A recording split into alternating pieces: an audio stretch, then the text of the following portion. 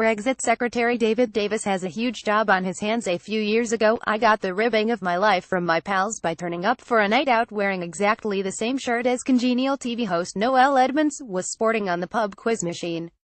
As sartorial disasters go, it was a doozy and one unlikely to be forgotten anytime soon by my so-called friends. You may be wondering why I am regaling this story, but it is because every time I hear the word Brexit these days, Noel's deal or no deal catchphrase comes immediately to mind. My position on Brexit is simple. I have always thought that breaking our close economic ties to the UK's largest trading bloc is a mistake that generations to come will live to rue.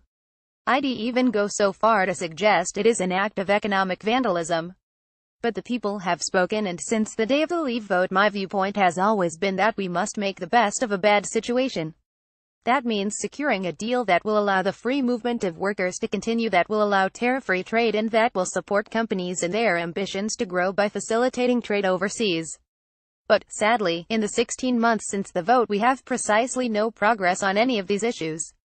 In fact, the future trading relationship between the UK and Europe hasn't even been raised yet. The talks right now are instead being driven to the beat of the EU drum, and the focus for their negotiating team is on the mechanism for divorce and the amount the UK will have to pay to exit stage left. With just 17 months to go until the March 2019 breakaway deadline, that is unacceptable. Even if the 2-year transitory arrangement suggested by Mrs May is put in place, the timescales are still impossibly short to work through every possible consequence of breaking a hugely complex 40-plus-year-old trade relationship. Right now the UK is walking blind along an economic tightrope, and talk of a no-deal scenario, the worst possible outcome as far as I am concerned, is not helping matters. There's a distinct nervousness around what Brexit will mean for the UK's trading future.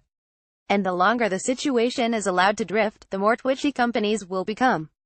You can expect to see investment decisions delayed and productivity, already the bane of the UK economy, knocked further as firms wrestle with the situation.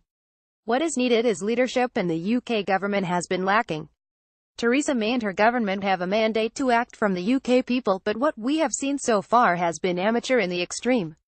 This is not a joke. What we are talking about is no less than the future economic health of Britain as a whole. The UK government must step up and get a deal done. Demand at thecourier.co.uk. Sign up to our daily newsletter.